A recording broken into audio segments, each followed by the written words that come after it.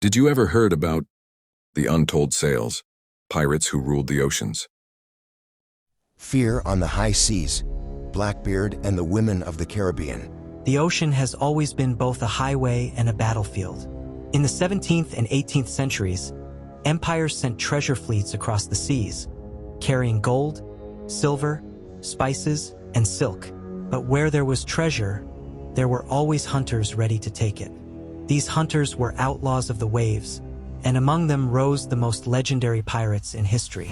No pirate inspired more terror than Edward Teach, Blackbeard. His enormous figure, wild eyes, and the burning fuses woven into his beard made him look like a demon from the depths. His ship, the Queen Anne's Revenge, bristled with cannons.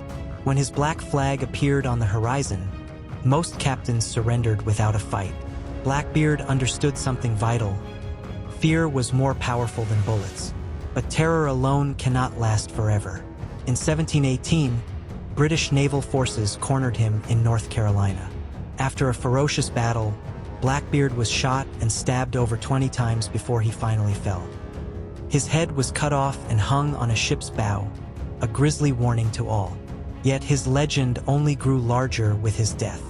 While Blackbeard ruled with smoke and fire, two women proved pirates could be just as deadly without the beard or the fearsome look. Anne Bonny and Mary Read fought side by side under the flamboyant Captain Calico Jack Rackham. Disguised, armed, and fearless, they showed more courage than many of their male crewmates.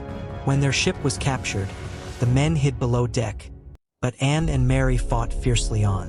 At her trial, Anne Bonny looked at Calico Jack and said the words that still echo today: "If you had fought like a man, you need not have been hanged like a dog." In the Caribbean, piracy was freedom, lived fast, fought hard, and remembered forever. But beyond the rum and gunpowder, another pirate would prove that cunning and discipline could carve a greater legacy. Part 2. The Gentleman Pirate, Blackbeard Roberts. If Blackbeard was a monster of terror, then Bartholomew Roberts, Black Bart, was the gentleman pirate. He dressed not in rags but in velvet and silk, wearing a feathered hat like a nobleman. But don't let the style fool you. Roberts was one of the deadliest pirates ever to sail. He captured more than 400 ships, more than any other pirate of the Golden Age. He wasn't reckless, he was organized. Roberts wrote one of the strictest pirate codes in history.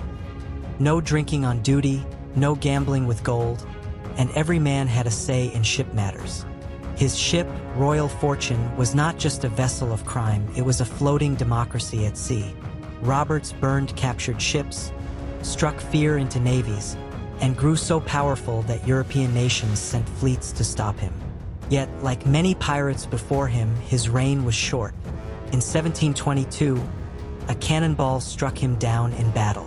Loyal to the end, his crew buried him at sea to keep his body from falling into enemy hands.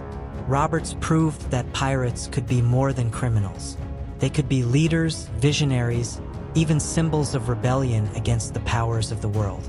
But while Roberts ruled the Atlantic, in the East another pirate was building an empire unlike anything the Caribbean had ever seen.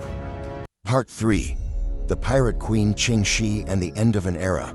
Her name was Ching Shi, and she was not only a pirate, but a ruler of the seas.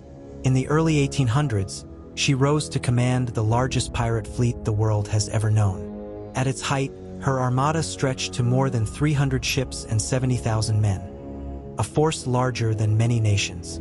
Unlike other pirates, Ching Shi brought order to chaos. She created her own laws. Anyone who disobeyed orders, stole from the shared treasury, or harmed women would face death. Under her rule, piracy became disciplined, organized, and unstoppable. Empires tried to defeat her: the Qing dynasty, the Portuguese navy, even the British Empire. But none could break her power. Instead of being captured or killed like so many before her, Ching Shi did what no pirate ever managed. She won. She accepted amnesty from the government, kept her wealth, and retired in peace. Her story closed the final chapter of the Great Pirate Age. Blackbeard with his fire, Anne Bonny and Mary Read with their courage, Black Bart with his codes, and Ching Shi with her empire. Together, They remind us that piracy was not only about plunder. It was about freedom, rebellion, and living beyond the reach of kings and crowns. Though their ships are gone and their flags are torn, the legends of the greatest pirates still ride on the ocean winds. And when the storm clouds gather and the sea roars, one might imagine black sails rising on the horizon, carrying those unforgettable names into eternity.